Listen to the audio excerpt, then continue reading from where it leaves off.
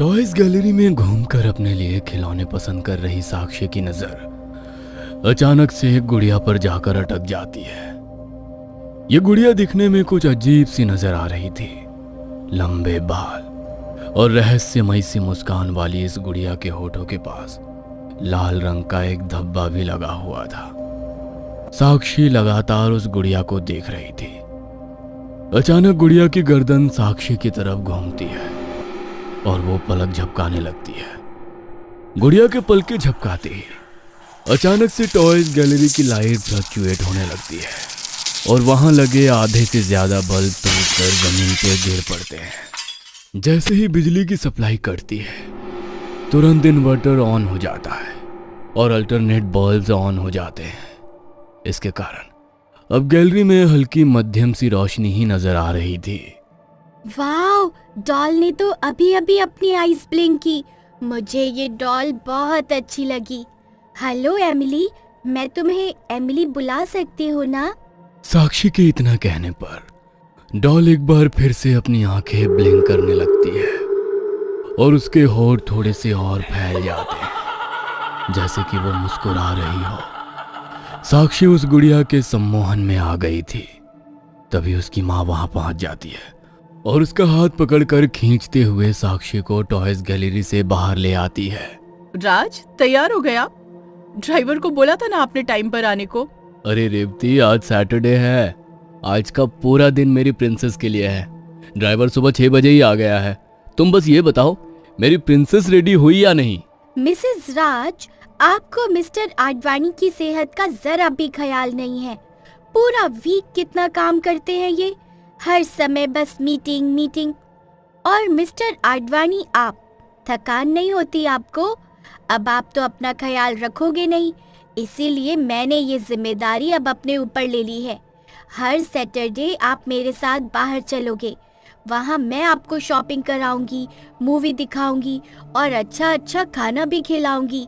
अब तो खुश हो ना आप? अच्छा बच्चू, पापा के साथ होशियारी हैं? पापा के इतना कहते ही साक्षी खिलखिलाकर हंसने लगती है। ये है 5 साल की साक्षी का छोटा सा हंसता खेलता परिवार, जिसमें माँ पापा के अलावा दादू दादी और चाचू भी है, जो नन्ही साक्षी पर जान बिछेड़ते हैं। कुछ ही देर में साक्षी, रेवती और मिस्टर आडवाणी मॉल में पहुंच चुके थे। कई घंटों की शॉपिंग के बाद साक्षी को पापा के पास छोड़कर रेवती अभी अभी बिल कराकर आई थी। अरे राज, कहाँ गई साक्षी? टॉयज गैलरी में है। इतना लाड भी ठीक नहीं है। आधी दुकान तो पहले ही खरीद चुके हैं आप। रुकिए, मैं अभी उसे लेकर आती हूँ। साक्षी टॉयज गैलरी में घूमकर खिलौने देख रही थी। तभी उसकी नजर सॉफ्ट टॉयज के बीच रखी एक खूबसूरत सी गुड़िया पर पड़ती है। वाह, कितनी सुंदर डॉल है। इसे मैंने पहले क्यों नहीं देखा? हेलो, मेरी दोस्त बनोगी? साक्षी के डॉल को हेलो कहने पर अचानक वो डॉल गर्दन घुमाकर साक्षी की तरफ देखती है और एक डरावनी सी मुस्कान उसके चेहरे पर बिखर जाती है। वाह, डॉल ने मुझे हेलो कहा। अब मैं इसे यहाँ अकेला नहीं छोड़ सकती। साक्षी अभी सोच ही रही थी कि तभी मिसेज आडवाणी वहां आ जाती है। यहाँ क्या कर रही हो बेटा? कितने टॉय लेने तुम्हें? इतने खिलौने ले चुकी हो कि अब तो हमें ही दुकान खोलनी पड़ जाएगी। मम्मा प्लीज, मुझे वो डॉल लेनी है। साक्षी, चुपचाप घर चलो अब। No more toys. Promise mamma, last one please मम्मा।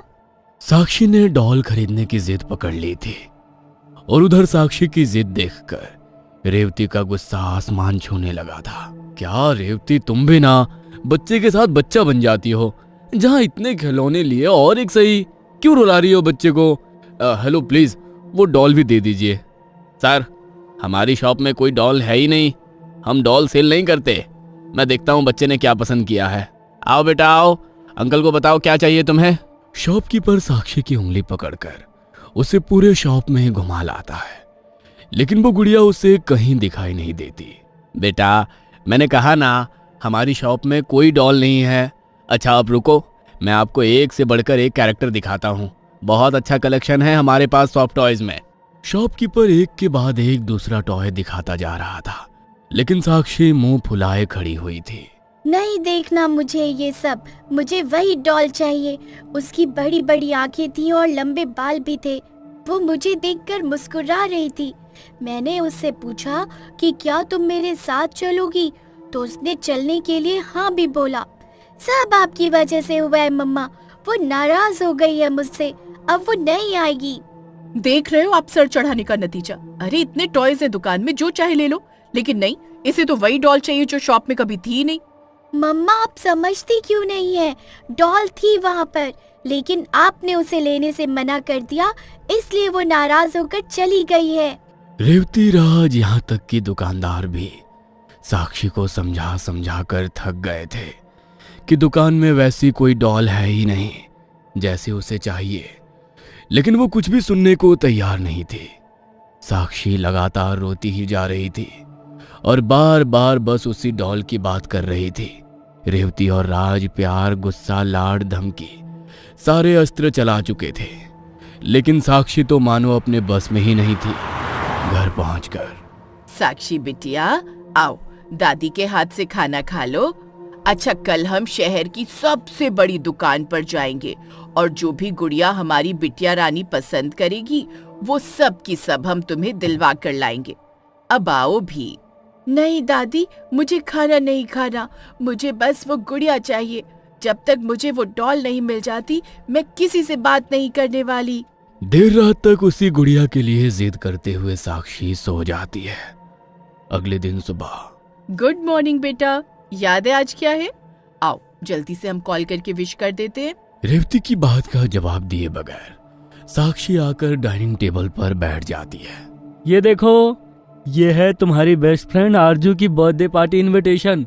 लेकिन अगर तुम्हारा मन नहीं है तो कोई बात नहीं, मैं उसे मना कर देता हूँ। नहीं चाचू, मैं जाऊंगी आरजू की पार्टी में। साक्षी की दोस्त आरजू की बर्थडे पार्टी संयोग से उसी मॉल में रखी गई थी जहां एक दिन पहले साक्षी अपने मम्मी पापा के साथ शॉपिंग करने गई थी। बेटा, पापा की आज बहुत इम्पोर्टेंट मीटिंग है और मुझे एक सोशल इवेंट में जाना है। आई एम सो सॉरी बेटा, मैं तुम्हारे साथ नहीं चल पाऊंगी। माँ की बात सुनकर साक्षी पहले से भी ज्यादा गुस्सा हो जाती है। अरे भाभी, आप क्यों मेरी गुड़िया रानी को ऐसे कहकर मायूस कर रही हो? आप बिजी हो लेकिन चाचू तो फ्री है ना, मैं आपको आज बर्थडे पार्टी में लेकर जाऊंगा। हैप्पी? चाचू की बात सुनकर साक्षी का चेहरा खिल गया था। शाम होने लगी थी, आसमान में तारे चमकने लगे थे और इधर साक्षी एक सुंदर सी गुलाबी रंग की फ्रॉक पहने चाचू के साथ गाड़ी में बैठकर मॉल जा रही थी। मॉल में जाकर साक्षी, तुम इधर ही रुको, मैं 1 मिनट में गाड़ी पार्क करके आता हूँ। इधर ही रहना, हिलना मत। ओके चाचू। जैसे ही विराज वहां से जाता है, एक आदमी जिसने अपने चेहरे पर काला मास्क लगा रखा था वहां आकर खड़ा हो जाता है। वो आदमी दिखने में काफी रहस्यमय सा नजर आ रहा था। उसके हाथ में कुछ गुब्बारे और एक डॉल थी। साक्षी को देखकर उसने उंगली से इशारा करके उसे अपने पास बुलाया और डॉल दिखाकर पूछा, ये डॉल कैसी लगी तुम्हें? अरे ये तो वही डॉल है। हेलो डॉल, तुम कहाँ चली गई थी? मैंने कितना ढूंढा तुम्हें, और तुम्हें पता है तुम्हारे लिए मैं बहुत रोई भी। अपनी मम्मा की तरफ से मैं तुम्हें सॉरी बोलती हूँ। तुम्हें पता है बाद में मम्मा मान गई थी, लेकिन पता नहीं क्यों वो शॉप वाले अंकल कह रहे थे उनके पास कोई डॉल है ही नहीं। वैसे अंकल, आपको ये कहाँ से मिली?